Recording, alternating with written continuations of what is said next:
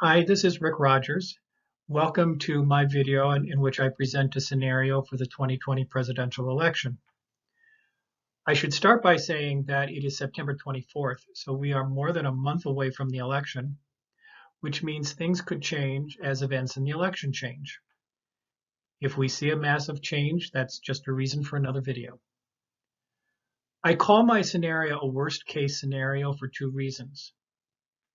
First, it does reflect that I have a preferred outcome in this election. I am an independent voter. In the past, I have voted for Republican, Democratic, and independent candidates. In this election, my preferred choice is Joe Biden because I believe that he will bring the civility and character that we need to restore in the Oval Office. So when I say worst case, I'm asking myself, how hard is it for Joe Biden to win this election? What happens if things go wrong? The second reason I am using the term worst case is because things did go wrong in 2016.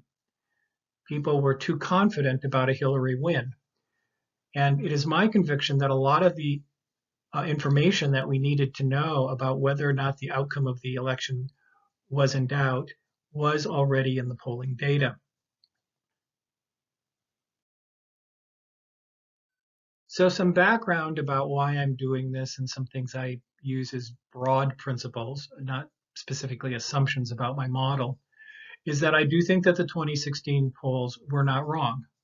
I realize that's contrary to what you have commonly heard, but if you look at the popular vote projections, the poll of polls average suggests that Hillary would win by roughly 3%. And if you were watching the last weekend in the polls, you could see that with the second exoneration of Hillary for her emails, that while the nation as a whole was responding positively, the battleground states were not. So you could not predict the outcome of an election, and I don't think you can do that with polls, but you can see trends that are occurring, and you can build scenarios. And it is the scenario planning that I'm doing in this video. I do think that systematic data collection is more representative of what is happening than anecdotal stories. A lot of people I hear talk about the election will tell a story about houses they drove past or what their friends think, and I don't think that that's right.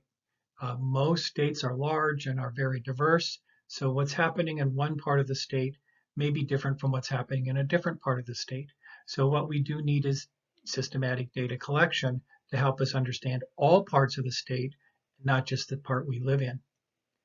Also, as a principle, I say once you create a methodology, stick to it. We will see a point in my scenario where my methodology actually skews a bit away from Joe Biden, not because of assumptions of the methodology itself, but just because now that I have this methodology, some things that I think are going to happen, I can't say are going to happen because I'm following the numbers. Although my scenario, although in working this out, I'm pro-Biden, my scenario itself has assumptions that make this pro-Trump. Here's the scenario. Right now, I believe that Joe Biden is leading in the race for president for the United States in the popular vote by about 7 percentage points. I want to draw attention to the percent uncommitted. These are people who have not said who they are going to vote for or haven't decided yet. Notice that it's 6.1%. That 6.1% will be important when I work out my scenarios. In the all-important Electoral College, I see right now Joe Biden with 275 electoral votes versus 263 for Donald Trump.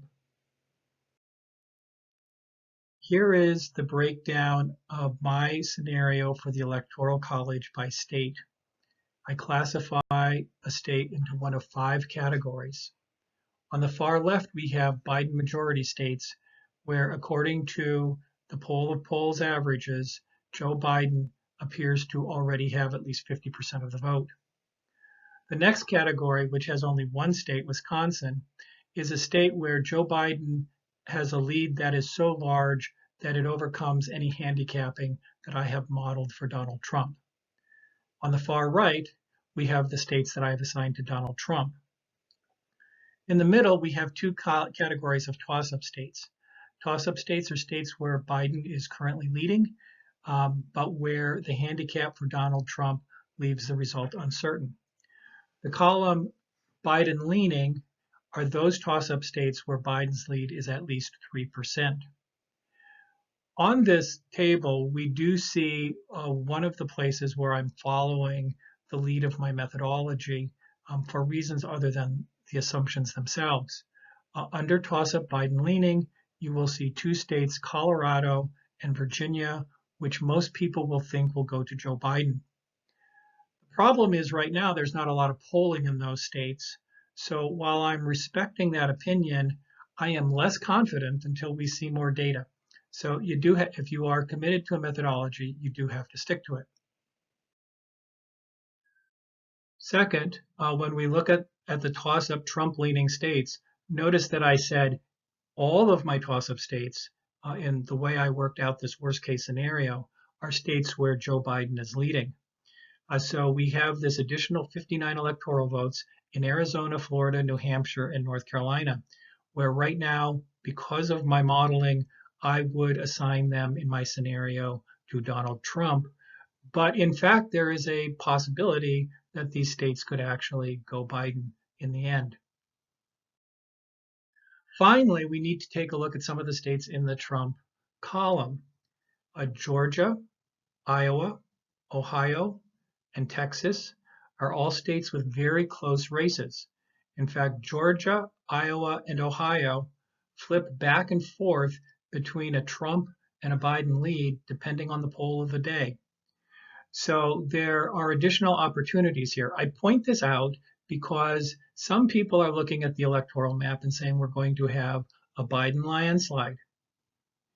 If all of these states that are toss-up states go to Joe Biden, we will have something close to that, and there's a possibility of other states currently assigned to Trump that could also go to Joe Biden. So although I'm doing a worst case scenario, one could also do a best case scenario, which is incredibly favorable to the former vice president. So now I want to talk about my assumptions in my model. And to start, let's look at polls in general. A lot of people don't like polls because they're not always accurate. But again, they give us a systematic look at what's happening in a location. And they're far better than relying on anecdotal stories. So election polls try to do two things. First is to identify support for a candidate based on a random sample. I won't get into technical details here, but random sampling in this environment is really hard to do because some people are best reached by landlines, others best by cell phones, others best by the internet, and each of those communication systems have their own problems when you're trying to reach people. I'm quite thankful that that's not my job to figure out how to do that. A second, election polls try to estimate the likelihood that a person is actually going to vote. And this is based on the person's voting history, as well as the historical turnout for the voter's demographic group. There are some problems with these likely voter estimates, which can lead to wild swings in the polls. So two polls could have the same underlying results based on their respondents, yet because of certain assumptions might report something very different. First are the different assumptions about turnout. This matters a great deal in elections because it is a model, and if the assumptions change, such as we have with the pandemic, it could affect what our estimates are supposed to be. Of course, we don't know that the assumptions are going to change till after the election's over. So that's why they rely on history, and history is not always reliable on this point. The other point to look at, and this is why history is not always reliable, is that turnout numbers do not capture enthusiasm. So in 2008 and 2012, the polls often underestimated the turnout of Blacks in the United States. They didn't fully capture the enthusiasm of Black voters for Barack Obama. And the reason for that is that black voters are more likely or are less likely to show up at the polls than individuals who are white voters. So that created a whole problem in modeling expectations for the election. Same thing happened in 2016. The polls did not properly model the enthusiasm of white working class voters for Donald Trump. So here are my assumptions for my scenario. I do accept the poll of polls idea. So the idea of the poll of polls is that all of the polls together in aggregate give us a better understanding of what is happening than any individual poll. Any individual poll could be way off based either on a bad sample or bad assumptions. But the different polls with different sampling techniques and different model assumptions regarding turnout tend to average each other out. So we get a much more reliable prediction of the possible outcome using the poll of polls theory. With swing states, I use no polls that are over 14 days old. That's to accommodate short-term changes in the electorate. I weight the polls by the quality of the poll and recency. For quality, I use the grades that are assigned by Nate Silver at the 538 website. I think that's something that he does really well, and that's actually pretty hard to do all of that. So his work is admirable. In some cases, when poll results are published, multiple scenarios are given, and that's because the polling agency is trying to work out different turnout rates based on different modeling assumptions. So I always select an estimate that's the worst case for Joe Biden, because I do want that worst case scenario. And I do have a strong preference to polls that have likely voters in them. Not every poll uses likely voters. Some use just adults and some use registered voters.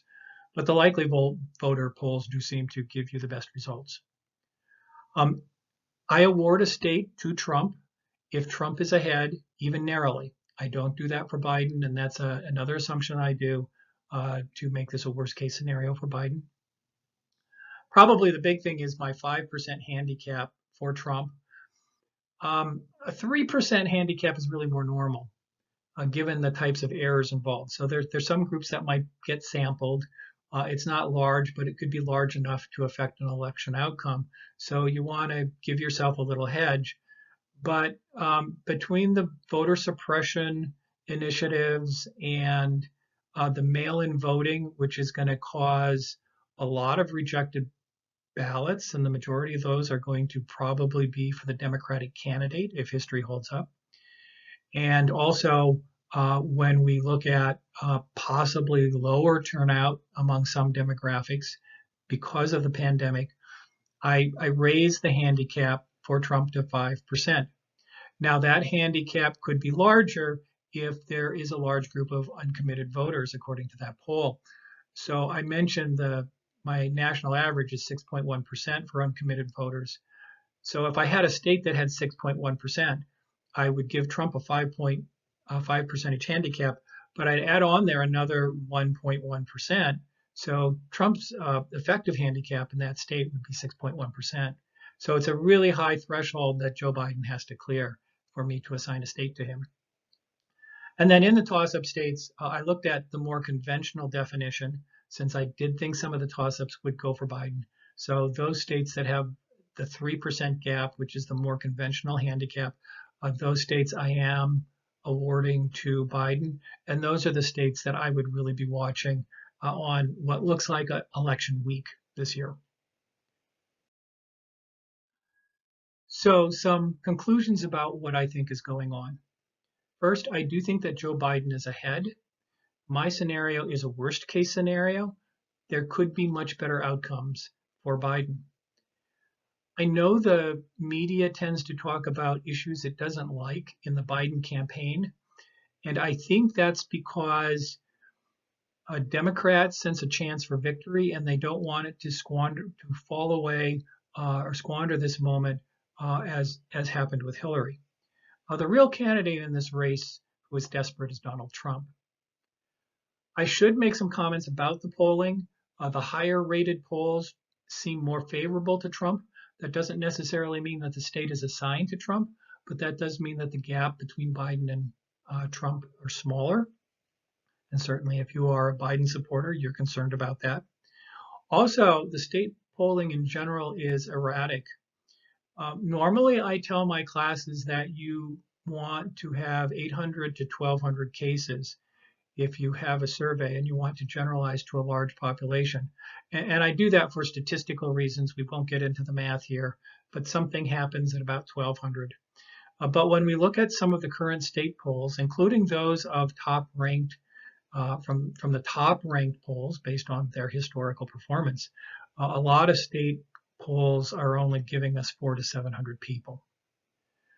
When we look at the trends, although the gap is narrowing, Biden's totals have been staying largely the same over the summer. The shifts have been coming from that uncommitted group of voters who are shifting to Trump. So that's one of the reasons why I want to factor them into my model. But also the same thing happened in 2016. Uncommitted voters do appear to be trending towards Trump, and that could substantially narrow the gap by the time we get to Election Day. About individual states, I think right now the most important state in this election is Pennsylvania. It is out of the toss-up states that I'm classifying as Biden-leaning. It is the state easiest for Trump to pick off. It is also the state where we could have some of these post-election issues. So what's happening in Pennsylvania is turning out to be a big deal. Notice in my scenarios that Biden can win without Florida, Arizona, or North Carolina. Right now, he is leading in all three states. Regarding the trends, I want to draw attention to two items. First, turnout is everything in this election.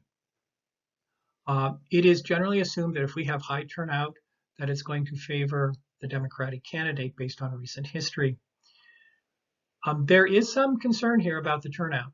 The progressives are still not completely happy having a moderate as their presidential candidate, and some of them sound like they want to sit out of the election. Progressive leaders, to their credit, are saying it is essential to vote for Joe Biden, or we could end up with Donald Trump. The second thing about turnout is that the Democrat registration machine does appear to be broken. Florida and Pennsylvania in particular are states where the Republicans are out-registering individuals of their party than the Democrats. And the Democrats have a particular problem in that they rely a lot on campus recruiting. And because of the pandemic, it is hard to recruit in college campus settings. So I do think that turnout is questionable. But if we have the kind of turnouts that we saw in 2018 with the midterms, then this election is going to go towards a best case scenario for Biden and not the worst case. I also think to understand what the campaigns are thinking, it's actually interesting to watch the candidate travel and the ad spends. Candidates aren't going to spend a lot of time in California, or the Democratic candidates are not going to spend a lot of time in California. I'll take that back. Neither candidate's going to spend a lot of time in California or spend money in California because we all pretty much know that California is going to vote for Joe Biden. But it is interesting to see some of these other states where decisions are being made. And so for the Democrats, this week we expect to see advertising begin in Georgia and Iowa. So what the Biden campaign is saying is they see in their internal polling the opportunity to flip those two states. Also, when we look at the Republican side, suddenly there appears to be a rush to get more money into Texas. What that means is a state that we would think would go Republican, that the Republicans are now on the defensive in the state of Texas. So Biden is what they say expanding his map. And so those things are really interesting. When a candidate is starting to go outside of the geographic base, that's a sign of confidence on the part of that candidate that things are going well in the states where the candidate is strong. So I'm putting out there my worst case scenario may not be that way. I certainly want to thank you for watching this video. And if there are significant changes, I will certainly do another video in the future. Thanks. Bye.